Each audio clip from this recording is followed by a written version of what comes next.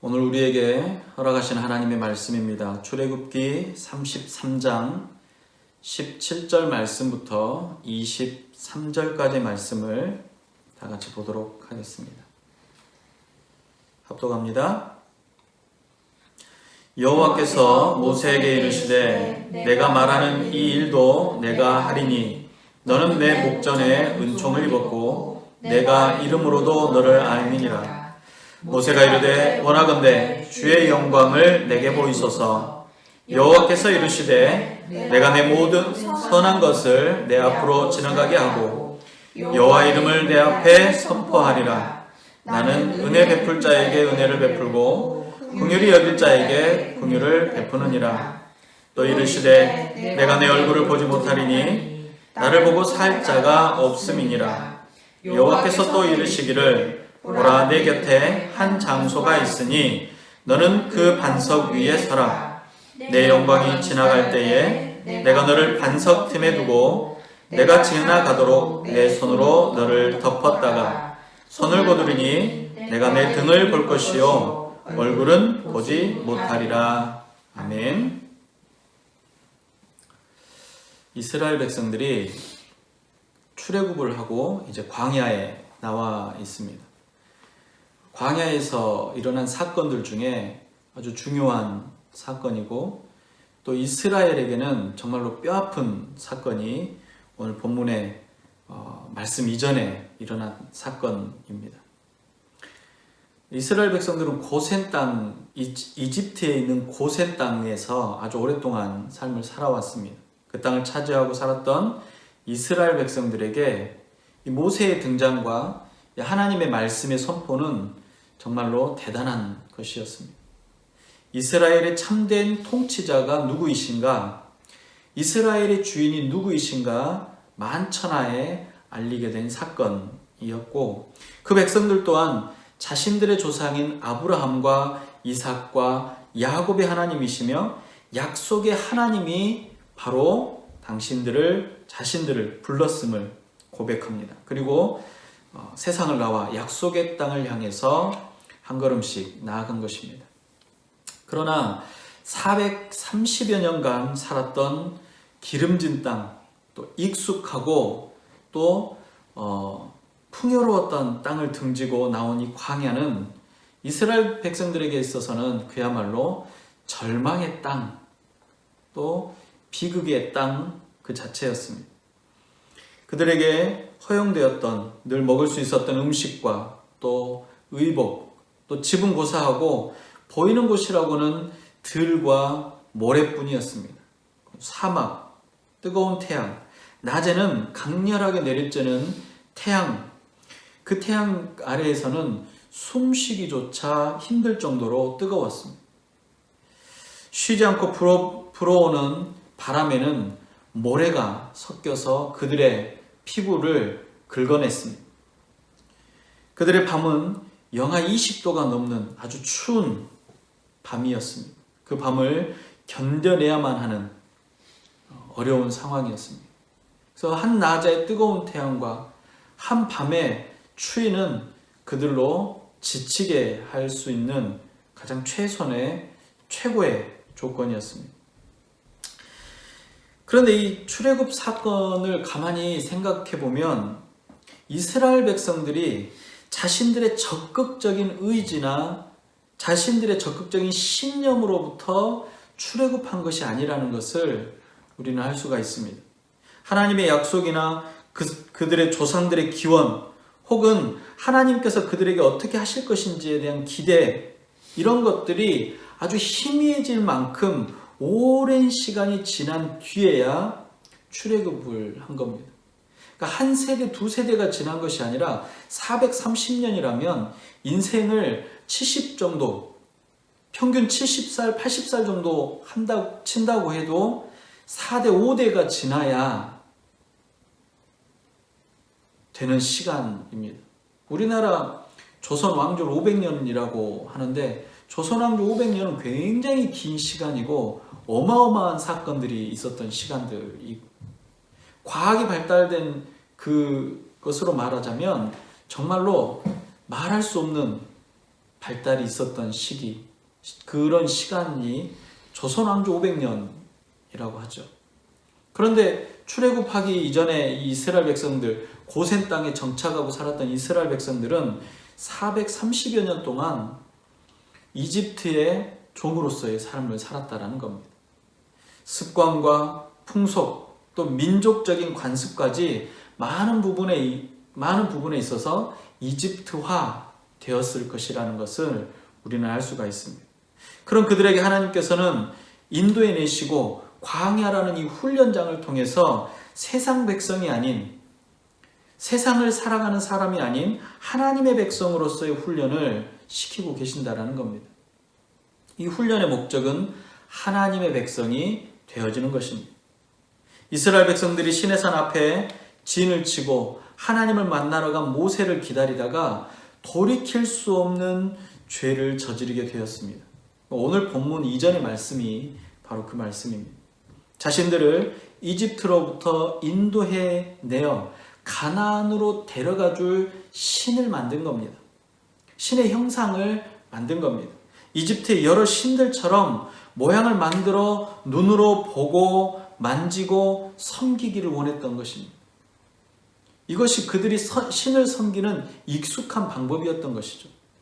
하나님께서는 그런 그들에게 진노하셨습니다.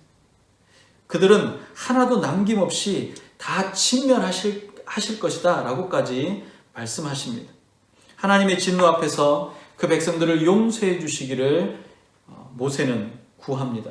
이 모세의 간구는 마치 조카 롯을 구하기 위해서 하나님 앞에 엎드렸던 아브라함의 기도와 너무나도 닮았습니다.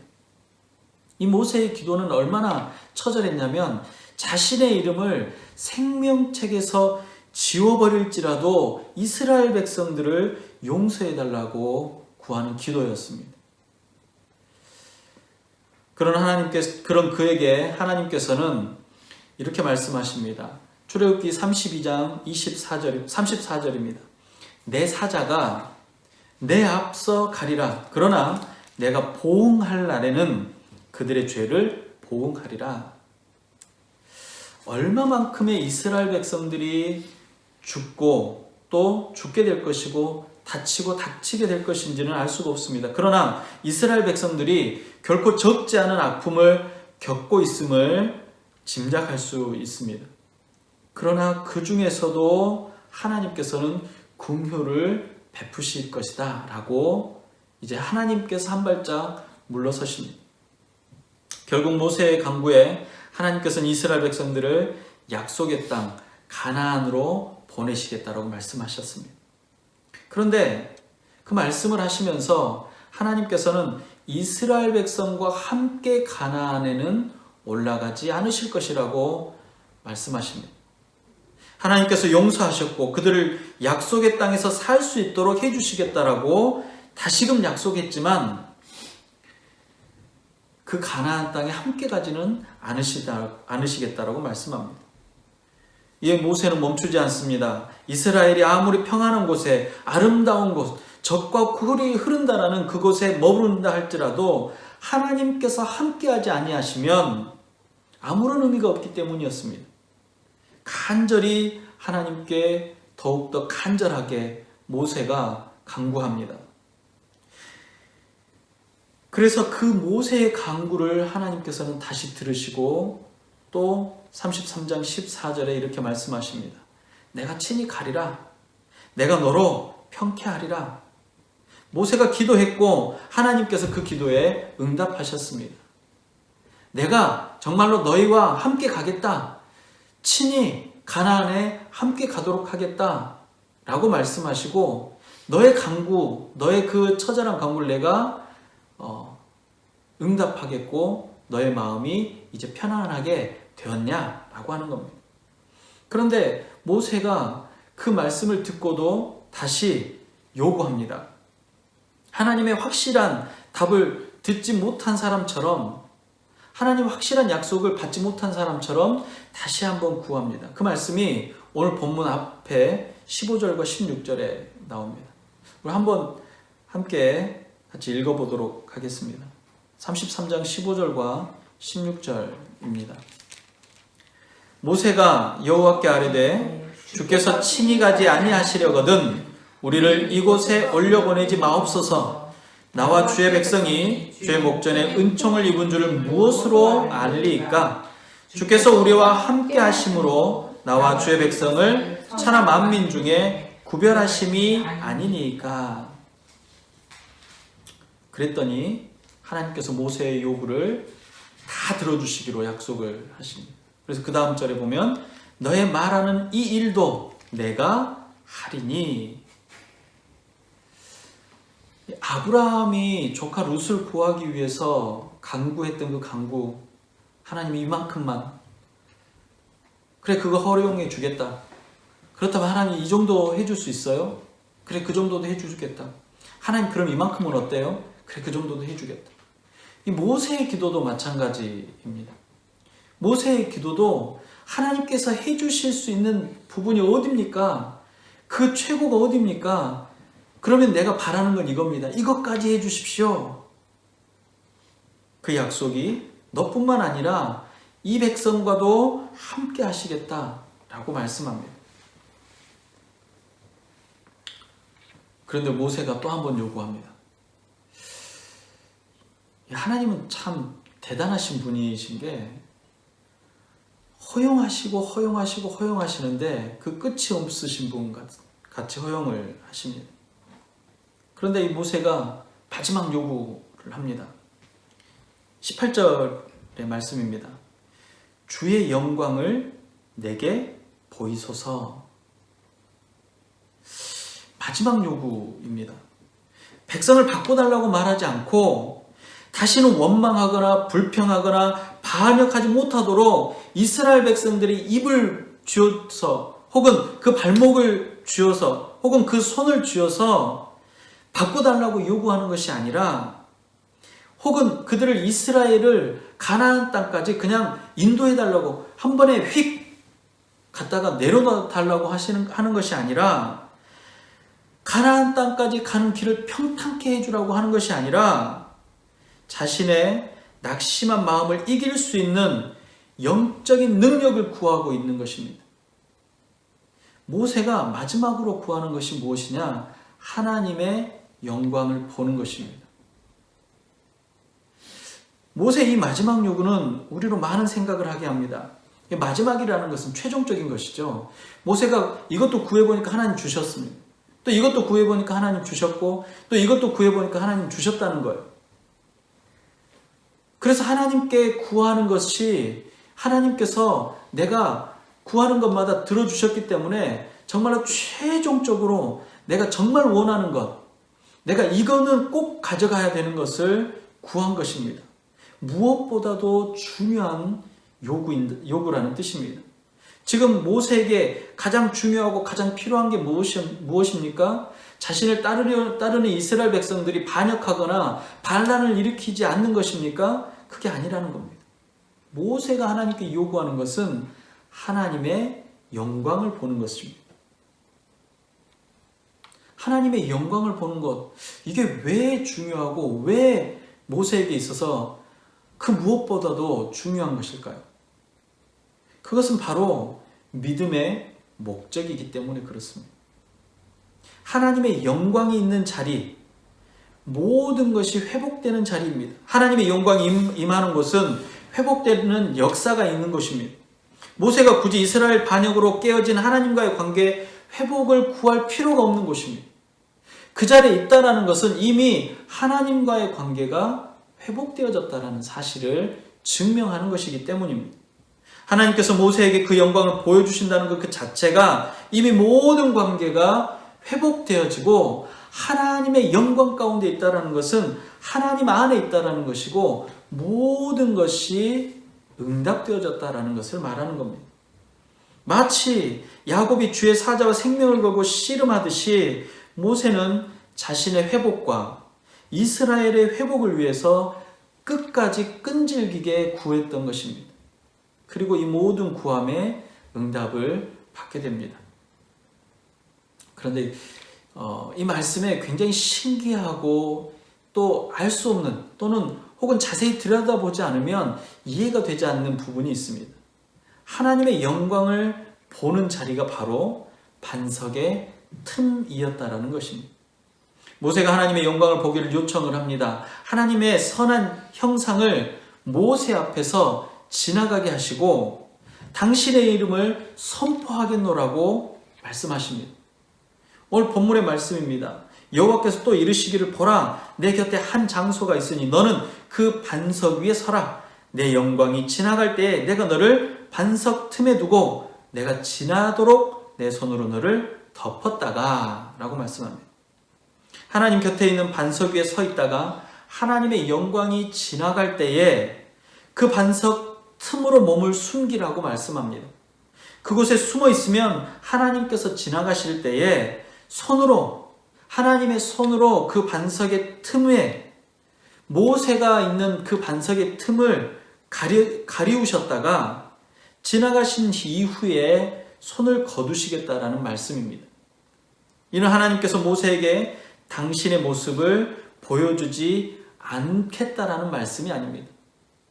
하나님의 형상을 보고 싶습니다. 하나님의 영광 가운데 있고 싶습니다 했는데 하나님께서 그 반석 바위 틈 가운데 가두시고 손으로 덮었다가 못 보게 하시고 지나간 후에야 보게 하신다라고 하신 것은 하나님의 놀라운 은혜의 방편이라는 것입니다. 비록 모세가 이스라엘의 지도자이긴 하지만 모세 역시 다른 백성들과 마찬가지로 죄인 중에 하나일 뿐입니다. 그리고 하나님께서는 거룩한 분이시기 때문에 거짓이나 죄가 가까이 다가가면 소멸되어 버립니다. 하나님의 영광, 하나님의 존전이 죄와 함께 할 수 없다는 겁니다. 그렇기 때문에 여전히 죄인인 모세가 하나님의 거룩한 모습을 보게 된다면 소멸되어 버릴 것입니다. 그래서 하나님은 모세를 보호하기 위해서 반석의 틈에 숨기시고 하나님의 손으로 덮어서 보호하시겠다라는 것입니다. 반석 틈에 몸을 숨기지 않고는 하나님의 영광을 볼 수 없는 것입니다.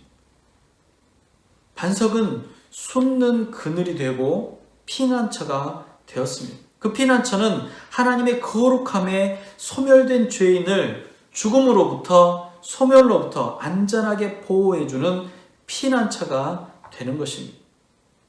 그곳이 죄인 중에 하나인 모세가 살 수 있는 곳입니다.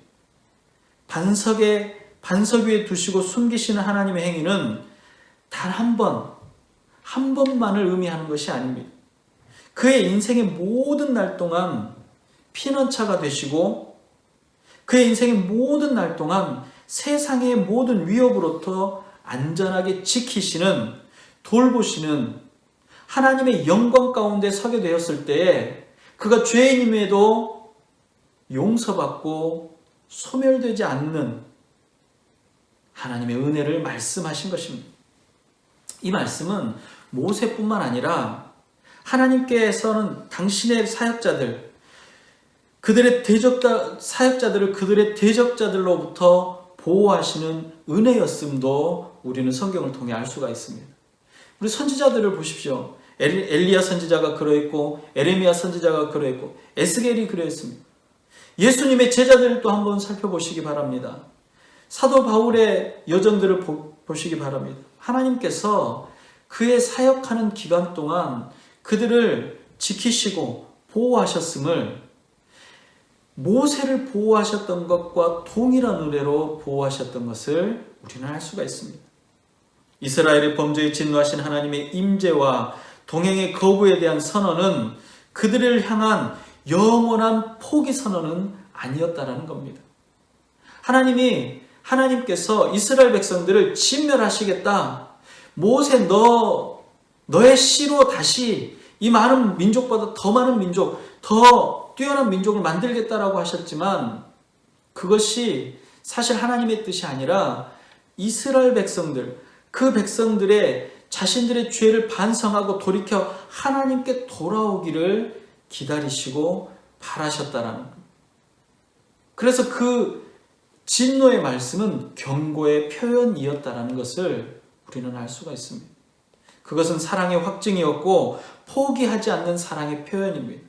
모세가 포기하지 않고 하나님께 간구하고 하나님께 요구했을 때 하나님의 뜻이 뒤집어지고 바뀐 것이 아닙니다. 하나님은 그들을 용서하고 그들을 품고자 하시는 마음이 이미 있으신 분이셨고 그 마음을 갖고 계시는 분이셨습니다. 그러나 그들이 돌이키기를 원하셨던 것입니다.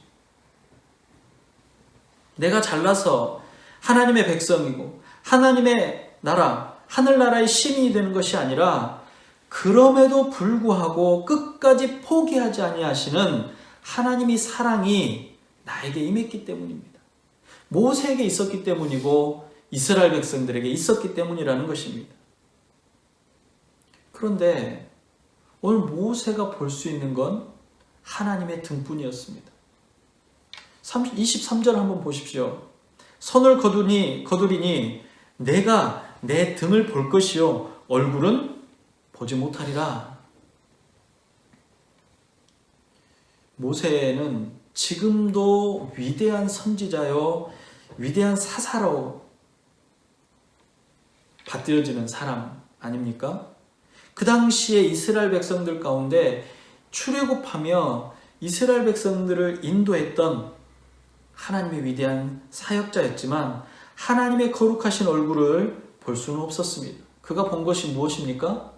모세가 무엇을 봤습니까? 하나님의 등이었습니다. 본문은 그렇게 말합니다. 본문을 문자 그대로 본다면 하나님도 얼굴이나 등이 있는 형체를 가지고 있는 신처럼 생각이 됩니다. 그러나 하나님은 영이시기 때문에 우리처럼 육체를 가지고 계시지 않습니다. 모세가 하나님의 등을 보았다라는 것은 하나님께서 모세 앞을 지나가신 후에 남겨진 영광의 희미한 부분을 본 것이라고 생각해야 합니다.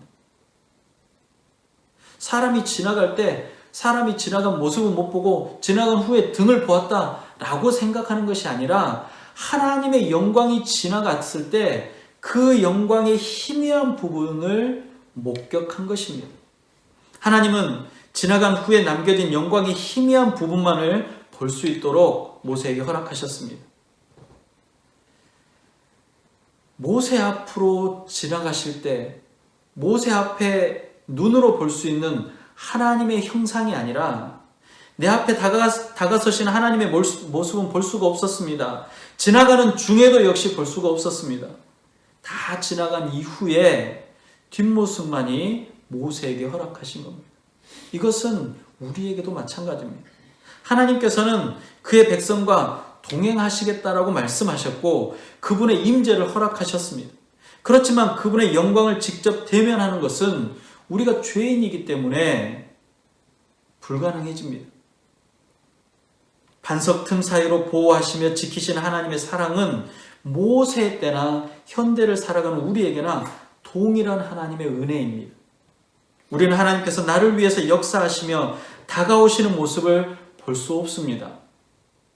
분명히 함께 하시는데 우리는 반석 틈에 숨겨져 있습니다. 그것도 하나님의 손으로 덮여진 채 말입니다. 그 능력의 손이 안전하게 지키시고 덮고 계시다라는 겁니다.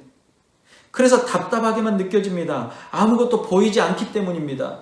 그저 원수의 공격에 낙담하고 대적자의 손에 억눌려서 구석에 앉아있는 것 같은 생각에 쌓여 있을 때가 많습니다. 도대체 날 구원하시는 하나님은 어디 계시는지 알 수가 없다라고 고백하기도 합니다. 그러나 그 순간 하나님은 나의 가장 힘들어하는 부분에 손을 대고 계신다는 것을 기억해야만 합니다. 내가 가장 필요할 때에 이미 하나님은 그 영광 가운데 거하시며 나에게 숨는 그늘과 바위를 주시고 그 바위를 안전하게 보호하시고 덮고 계시다는 사실을 기억해야 합니다. 모세에게만 하나님께서 함께 하시는 것이 아닙니다. 우리와도 함께 하고 계십니다.